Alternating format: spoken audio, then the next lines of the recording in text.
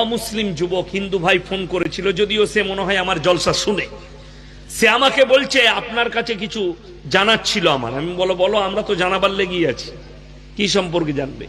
বললে আমার অন্য কোথাও আপত্তি নেই, আপনারা গায়ের দুধ পান করেন। আমি বললাম আমি তো 1 লিটার করে দুধ খাই আমার শ্বশুর ঘর গেলে।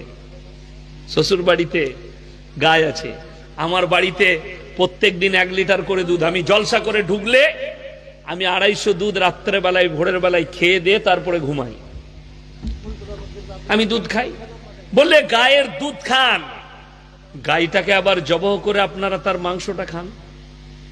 আমাকে কি যুক্তি দিচ্ছে জানেন?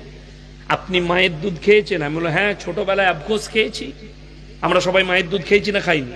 খেয়েছি। তো আমাকে বলছে আপনি মায়ের দুধ খান, তাহলে মাকে কেন জবাই করে খান না আপনারা?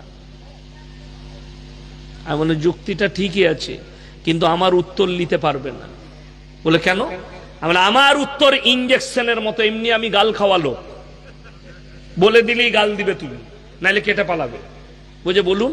আমরা তুমি যে বললে যে আমরা গাইকে মা বলি বলে মায়ের দুধ খাই, মাকেও খাই না, আর আমার নিজের মায়ের দুধ খাই বলে মাকে খাই না। আপনারা গায়ের দুধ খান, গাইকে জবহ করে খান, মায়ের দুধ খান, মাকে কেন খান না? আমি বললাম তোমরা তো গায়ের মুত খাও। বলে হ্যাঁ। গোবর খাও? হ্যাঁ। আমি তাহলে মায়ের গু আর মুত খানে খাই না? কথাটা বুঝতে পেরেছেন? তখন কিন্তু সে মা বুন তুলে গাল দিয়ে ফোন কেটে বেরিয়ে গেল। আমি বললাম আমার ইঞ্জেকশন নিতে পারবে না। প্রথমেই বললাম আরে ভাই, প্রশ্ন যেমন উত্তর তেমন। আল্লাহ তাআলা হালাল করেছে তোমাদের জন্য যে বস্তুগুলো, যে প্রাণীগুলো, তোমরা নির্দ্বিধায় খাও।